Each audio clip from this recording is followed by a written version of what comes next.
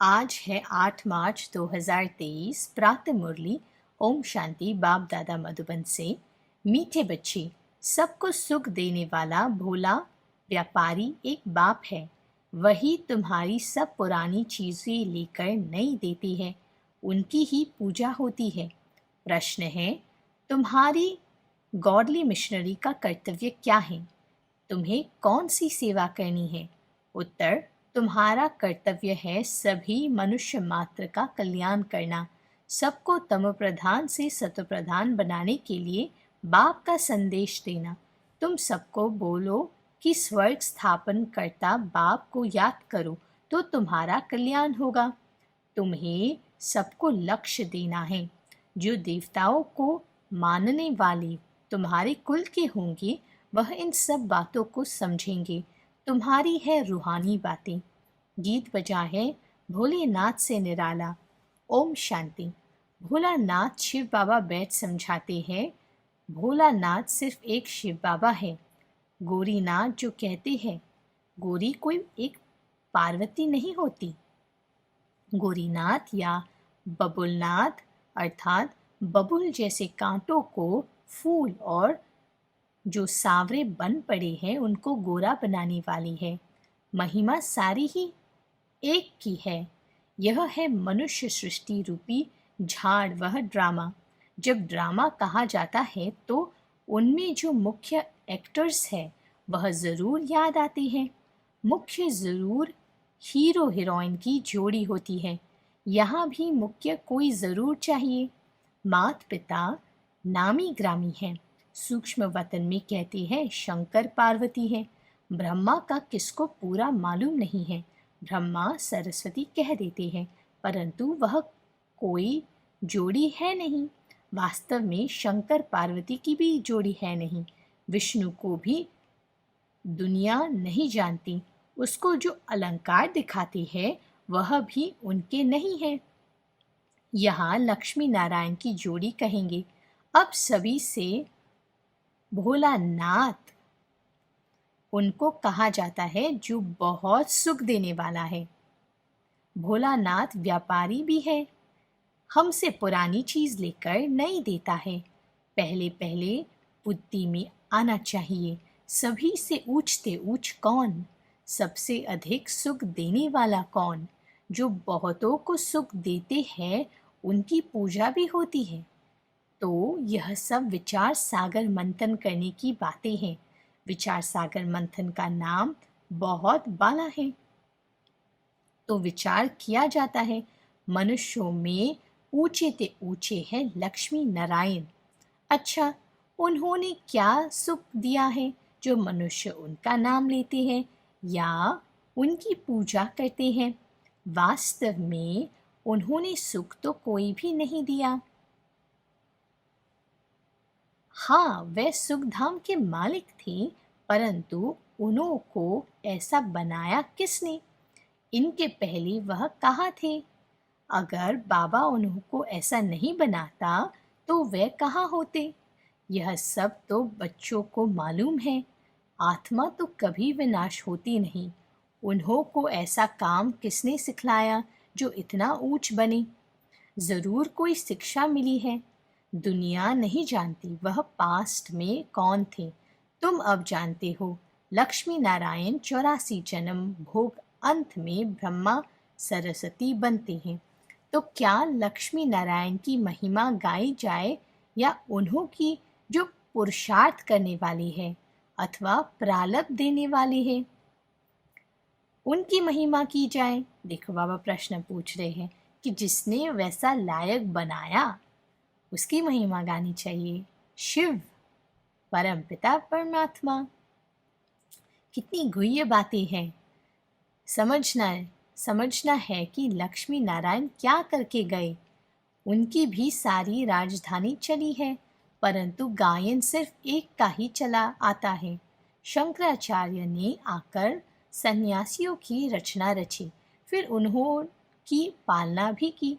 फिर जब तमोप्रधान अवस्था को पाते हैं तो उन्हें सतोप्रधान कौन बनाए? माया ने सबको तमोप्रधान बनाया है। लक्ष्मी नारायण जो सतोप्रधान थे फिर चक्र लगाकर तमो प्रधान में आती है। हर एक का ऐसे होता है।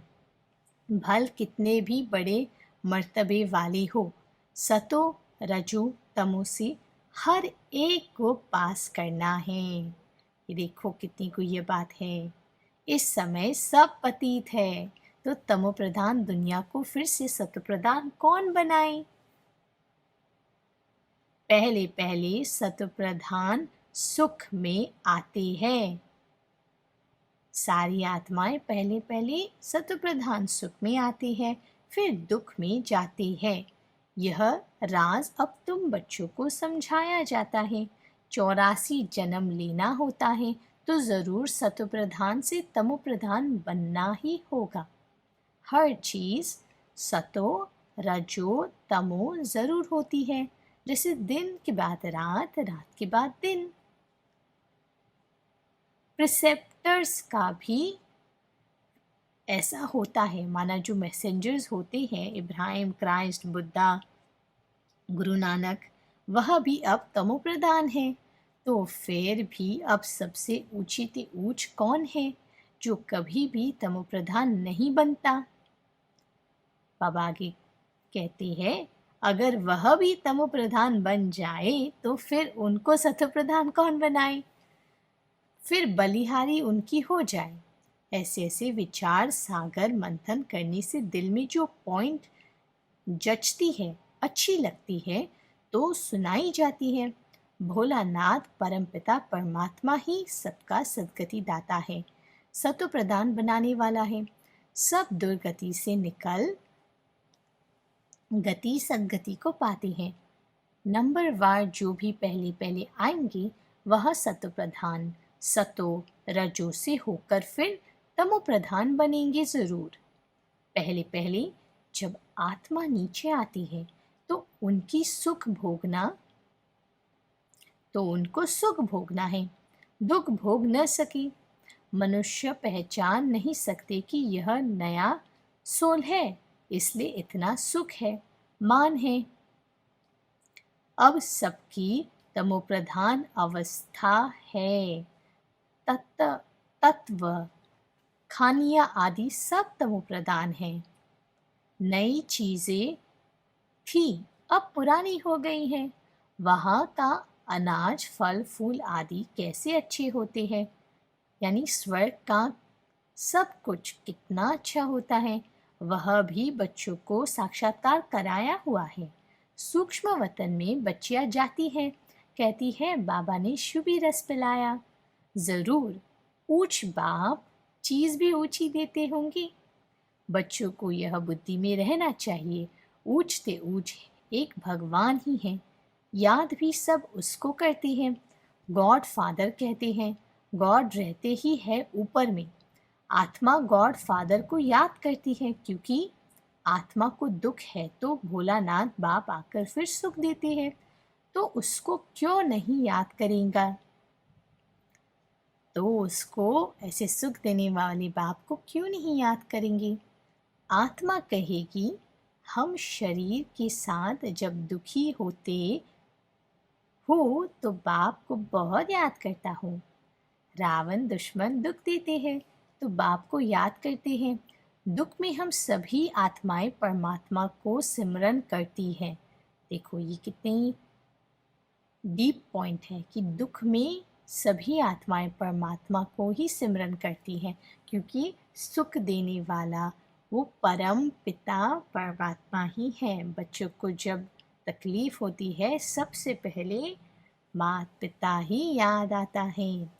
इसलिए बाबा आगे कहते हैं, फिर जब हम आत्मा स्वर्ग में रहती है तो बाप को याद नहीं करती। यह आत्मा कहती है बाप को ही पुकारेंगी ना। आत्मा यह कहती है कि मैं तो बाप को ही पुकारूंगी ना। मनुष्य तो उसका ऑक्यूपेशन बायोग्राफी कुछ नहीं जानते।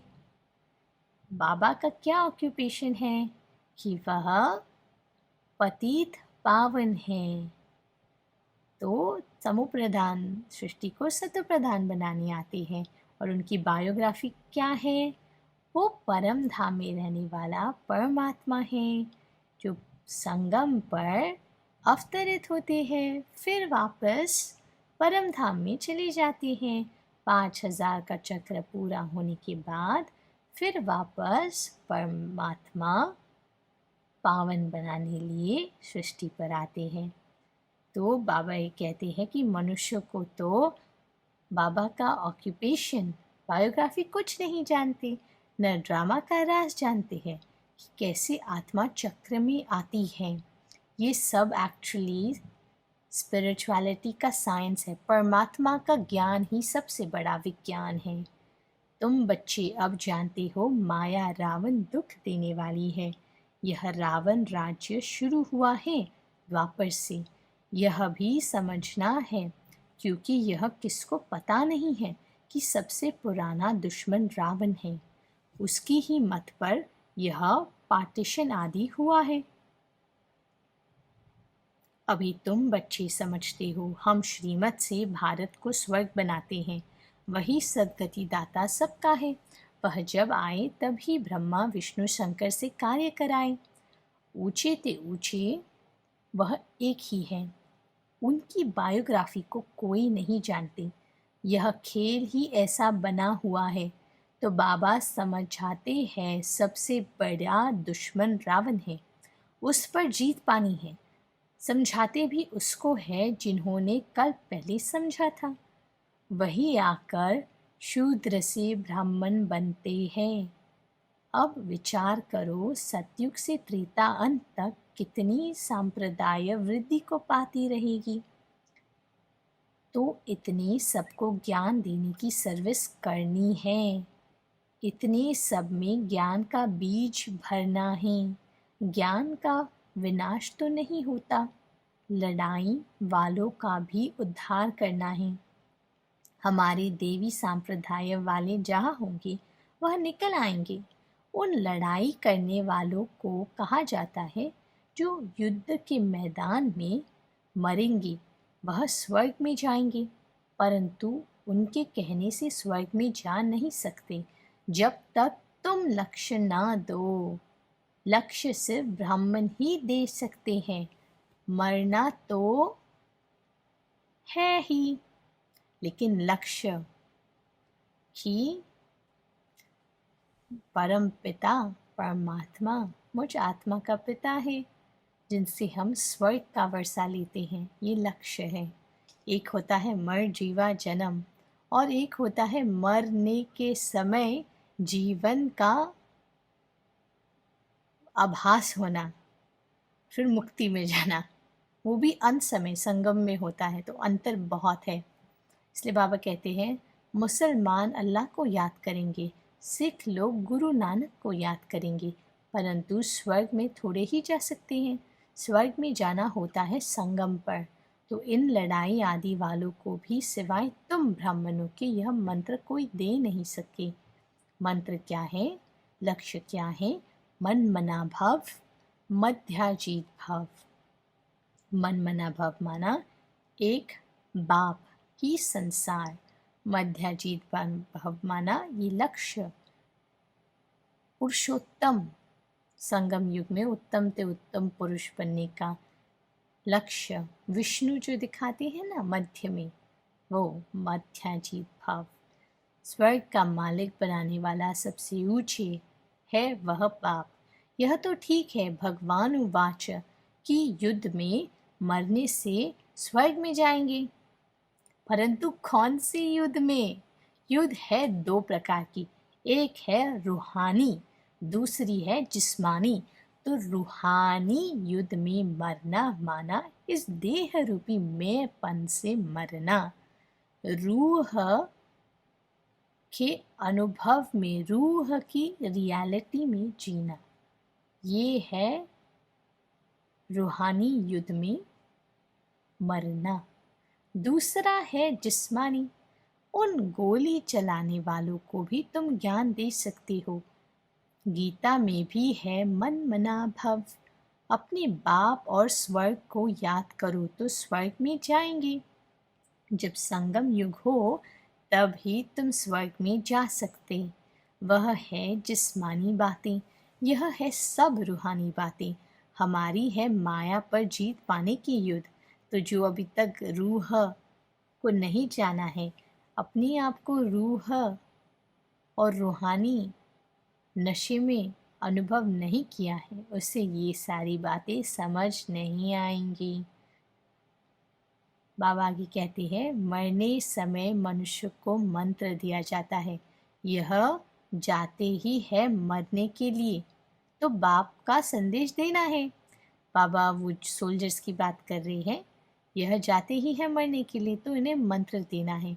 एक दिन देखना गवर्नमेंट भी तुमको कहेगी, यह नॉलेज सबको दो, तुम हो गॉडली मिशनरी, तुम्हारा काम है बहुतों का कल्याण करना। बोलो, भगवान को याद करो, अब स्वर्ग स्थापन हो रहा है, तो सुनकर बहुत खुश होंगे। भगवान को याद करो, अब स्वर्ग स्थापन हो रहा है, तो सभी खुश होंगे। और बाबा ने इस मंदी में क्या कहा, जो सबको खुशी देता है वही पूजनीय बनता है। कितना इजी है। फिर बाबा आगे कहते हैं, जो इस कुल के होंगे वही मानेंगे, देवताओं को मानने वाले ही इन बातों को समझेंगे, तो सबका कल्याण करना है। बिगड़ बाप को याद करने स्वर्ग में जा नहीं सकते। देखो इस पहली लाइन में कितना राज है। देवताओं को मानने वाले ही इन बातों को समझेंगे। बाकी सारी सांप्रदायें इस हम तना से ही तो निकली है, देवता धर्म से ही तो निकली है, तो समझना तो सभी को है। और देखो बाबा मुरली में एक पूरा इंतज़ाम करके रखते हैं। बस इंतज़ार किस बात का है कि बच्चा एक कदम हिम्मत का ले, और सब हुआ पड़ा है। सेवा भी, आत्मा को टच होना भी, आत्मा की बुद्धि में बाप का परिचय का बीज पड़ना भी हुआ पड़ा है। बस मुझ बच्चे को वो हिम्मत का कदम लेना है। हिम्मत का कदम क्या है? पहला कि स्मृति में रखना कि बाबा ने मुझे ये कहा है, वो कर देना। अभी बाबा ने क्या कहा? सभी को परिचय देना कि जो स्वर्ग स्थापन हो रहा है, और भगवान वो स्वर्ग बना रहा है, इसलिए भगवान को याद करो। सुनने में ये बात हमें कॉमन लगेगी, क्योंकि हम तो ब्राह्मण बच्चे हैं, सदा बाबा के साथ रहते हैं। लेकिन ये जो आपके 2 लाइन है, ये कितनी आत्माओं को परमात्मा की पहचान देगा। तो ये निश्चय और ये हिम्मत का एक कदम कोई भी मिले आज या कभी भी, तो उन्हें ये ज़रूर ये बताना है, भगवान को याद करो, अब स्वर्ग स्थापन हो रहा है, और वो भगवान तुम्हारा पिता है, तो स्वर्ग का वर्षा पर तुम्हारा अधिकार है। तो इसलिए पहले परमात्मा भगवान को जानो। बिगैर बाप को याद करने स्वर्ग में जा नहीं सकते। स्वर्ग स्थापन करता बाप को जब याद करेंगे तभी कल्याण होगा। बाबा ने समझाया है, लड़ाई वाले वह संस्कार ले जाते हैं, तो फिर लड़ाई में ही आ जाते हैं। आत्मा संस्कार ले जाती है ना। बाबा भी कहते हैं, स्वर्ग में तो जा न सके, अगर लड़ाई के संस्कार लेकर जाएंगे तो स्वर्ग में तो जा नहीं सकते। तो कितनी सूक्ष्म बात है। एक होता है जिस्मानी लड़ाई, वो तो बिल्कुल वो तो कैंसिल ही है, लेकिन रूहानी लड़ाई भी, मन और बुद्धि का लड़ना, आत्मा का ना सुनना, ये सी भी होगी लड़ाई तो भी नहीं जा सकते। बाबा इसलिए कह रहे हैं, जो भारत की सेवा करते हैं उनको फल तो मिलना चाहिए ना, तो उन्हों की भी सर्विस करनी है, बड़ों को समझाना है, तुम्हारा प्रभाव निकलेगा। तुमको कहेंगे यहाँ आकर भाषण करो। देखो बाबा कैसे सर्विस की फील्ड तैयार कर रही है। जैसे मेजर ने बाबा को मंगाया, जहाँ जहाँ समझाने के लिए घुसना पड़ता है, बड़े को समझाने से फिर छोटे बहुत आते हैं। बाबा ने एक मुरली में कहा था, अगर मिनिस्टर को अगर पकड़ना है तो उनके सेक्रेटरी को कांटेक्ट करो। अव्यक्त मुरली में बाबा ने कहा है, क्योंकि सेक्रेटरी कभी नहीं बदलते, मिनिस्टर्स चाहे बदल जाए, लेकिन एक बार सेक्रेटरी समझ गए तो वो ज़रूर प्रभाव अपना गवर्नमेंट के इसमें डालेंगे। परंतु गुरु को तुम पहले समझाओ तो चेले लोग उनका माथा ही खराब कर देंगे, उनको निकाल दूसरे को गद्दी दे देंगे, क्योंकि यह बिल्कुल नई बातें हैं ना। सारी दुनिया में एक भी मनुष्य गीता को पूरा समझते नहीं। कहती है बरोबर रुद्र ज्ञान यज्ञ से विनाश ज्वाला प्रज्वलित हुई थी, फिर क्या हुआ यह नहीं जानते। मनुष्य कुछ भी नहीं जानते। इस समय सब तमो प्रधान है। क्रिश्चियन भी यह मानते हैं कि क्राइस्ट यहाँ बेगर रूप में है। फिर बेगर से अमीर कौन बनाए? सबका सदगति दाता तो एक ही परमपिता है ना। तो तुम बच्चे अगर अच्छी रीति बैठ समझ जाओ तो बहुतों का कल्याण कर सकते हो। तो बाबा ने बोला अच्छी रीति बैठ, पहले तुम समझो, फिर औरों का ऑटोमेटिकली कल्याण कर सकते हो। बाप स्वर्ग का रचयिता ही पतित पावन है, तो उनकी श्रीमत पर चलना पड़े। जो लायक होंगे वही निकलेंगे। जिनको स्वदर्शन चक्र का व मन मना भव का अर्थ बुद्धि में है, उनको ही ब्राह्मण कहेंगे। देखो बाबा ने बोला ब्राह्मणी है जो लक्ष्य दे सकते हैं, ब्राह्मणी है जो उद्धार कर सकते हैं, ब्राह्मणी है जो हर एक आत्मा को सुख दे सकते हैं, ब्राह्मणी है जो देवता बनते हैं, ब्राह्मणी है जो देवता बनाते हैं। लेकिन ब्राह्मण कौन? जिन्होंने समझा। ब्राह्मण कौन? जिन्होंने स्वदर्शन चक्र और मन मना भव का स्मृति का अनुभव बुद्धि में रखा और मन मना भव और स्वदर्शन उनका जीवन है, वही ब्राह्मण है। तो ब्राह्मण बनने बगैर देवता नहीं बन सकते। प्रजा तो बहुत बननी है, त्रेता अंत तक तो आने वाले हैं, उनको यह मंत्र मिलता है। तीर उन्हों को ही लगेगा जो हमारे कुल का होगा। तुम्हारे तीर में अब जौहर भरता जाता है, फिर पिछाड़ी में बहुत तीखे बाण लगेंगे। जितना जितना बाबा को दिल से याद करेंगे उतना हमारे वाणी में, दृष्टि में, चाल चलन में जौहर भरता चले जाएगा। जो तीखे बाण लगेंगे, सन्यासियों को भी बाण लगे है ना, फिर समझा है बरोबर यह भगवान ही बाण मारते हैं। तुम्हारे ज्ञान बाण अब जोरदार रिफाइन बनते जाते हैं। मुख्य बाण एक ही है, मन मना भव। यथार्थ रीति समझाया है कि यही संगम युग है जहाँ से स्वर्ग जा सकेंगे। स्वर्ग का जाने का रास्ता संगम युग से ही होता है, और संगम युग एक बार ही आता है, कल्प में एक बार ही आता है। महाभारत लड़ाई भी सामने खड़ी है, वह भी युद्ध का मैदान है, यह भी युद्ध का मैदान है। माया पर जीत पाने में मेहनत लगती है। साधारण प्रजा भी बहुत बनती है, साधारण प्रजा भी बहुत बनी है।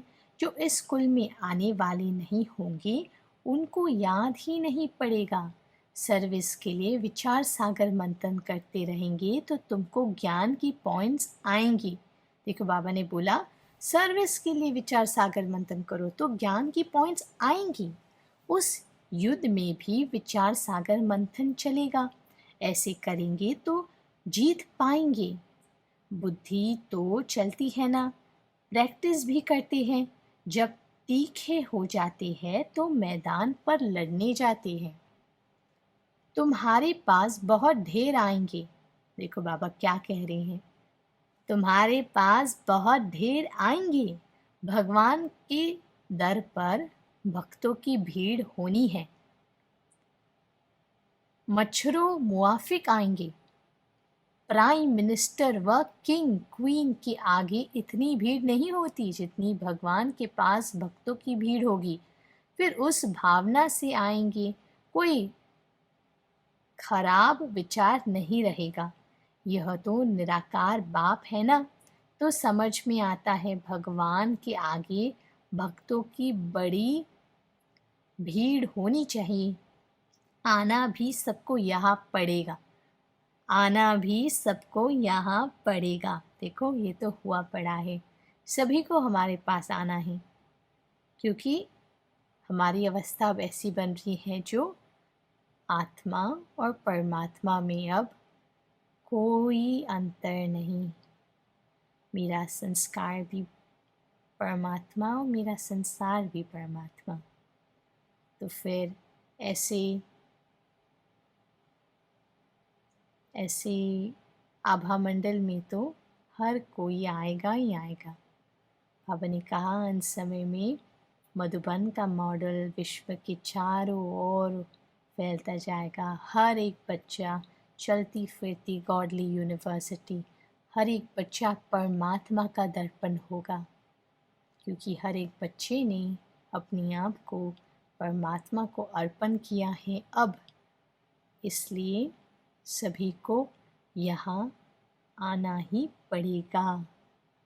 यहाँ अपना जड़ यादगार एकदम एक्यूरेट है। शिव बाबा की भी चित्र है, जगत पिता जगदम्बा भी है। जो दिलवारा मंदिर है बाबा उसकी बात कर रही हैं। यह अभी का तुम्हारा ग्रुप है, शक्ति सेना का। अच्छा, मीठे मीठे सिखलते बच्चों प्रति माता पिता बाप दादा का याद प्यार और गुड मॉर्निंग। रूहानी बाप की रूहानी बच्चों को नमस्ते। धारणा के लिए मुख्य सार, ब्राह्मण सो देवता बनने के लिए स्वदर्शन चक्र का और मन मना भव का अर्थ बुद्धि में यथार्थ रीति रखना है। सबको लक्ष्य देना की सेवा करनी है, सबको लक्ष्य देने की सेवा करनी है। दूसरा, माया पर जीत पाने के लिए विचार सागर मंथन कर ज्ञान की गहराई में जाना है, रत्न निकालनी है। तो पहला बाबा ने क्या बोला? स्वदर्शन चक्र और मन मना भाव बुद्धि में सदा रहे। ये हमारा लक्ष्य हमारे बुद्धि में रहेगा, तभी सबको लक्ष्य देने की सेवा कर सकेंगे। और दूसरा बाबा ने क्या कहा है कि विचार सागर मंथन करना है, ज्ञान की गहराइयों में जाना है। बाबा ज्ञान सागर है ना, बाबा की अंदर गहराइयों में जाकर फिर रत्न निकालने हैं। और रत्नों का उपयोग, रत्न की वैल्यू स्वतः ही बहुत अमूल्य होती है। वरदान है पवित्रता की स्टेज द्वारा अविनाशी ईश्वरीय मस्ती का अनुभव करने वाले होली हंस भव। पवित्रता की स्टेज द्वारा अविनाशी ईश्वरीय मस्ती का अनुभव करने वाले होली हंस भव। होली पर सभी बड़े छोटे के भान को भूल आपस में एक समान समझ मस्ती में खेलते हैं। दुश्मनी के संस्कार भूल मंगल मिलन मनाते हैं। यह रस्म भी अभी की है। आप बच्चे जब होली अर्थात पवित्रता की स्टेज पर ठहरते हो, बाप के संग के रंग में रंगे हुए होते हो, तब ईश्वरीय मस्ती में देह का भान व भिन्न भिन्न संबंध का भान, छोटे बड़े का भान विस्मृति हो, एक ही आत्मा स्वरूप का भान रहता है। यही होली हंस स्थिति है। होली हंस स्थिति का क्या है? बाकी सब भान विस्मृति, सिर्फ एक ही आत्म स्वरूप का भान है। यह है होली हंस स्थिति। होली हंस स्थिति माना आत्म स्वरूप का भान। इसी का यादगार हर वर्ष होली उत्सव के रूप में मनाते हैं। जैसे जैसे आप बोल सुन रहे हो, अनुभव करिए कि ये आपका संस्कार इमर्ज हो रहा है और ये आपका भी ऐसे ही आपका संसार चलेगा। मैं आत्मा होली हंस स्थिति में स्थित हूँ, माना आत्मिक स्वरूप के भान में सदा रहती हूँ। मैं आत्मा और आत्मा के गुणों को ही देखती हूँ। स्वयं में भी और औरों में भी। इसी के साथ बाबा का स्लोगन है, जिनके जीवन में शीतलता है वह दूसरों के जलते हुए चित्त पर विजय प्राप्त कर सकते हैं। जिनके जीवन में शीतलता है वह दूसरों के जलते हुए चित्त पर विजय प्राप्त कर सकते हैं। ओम शांति।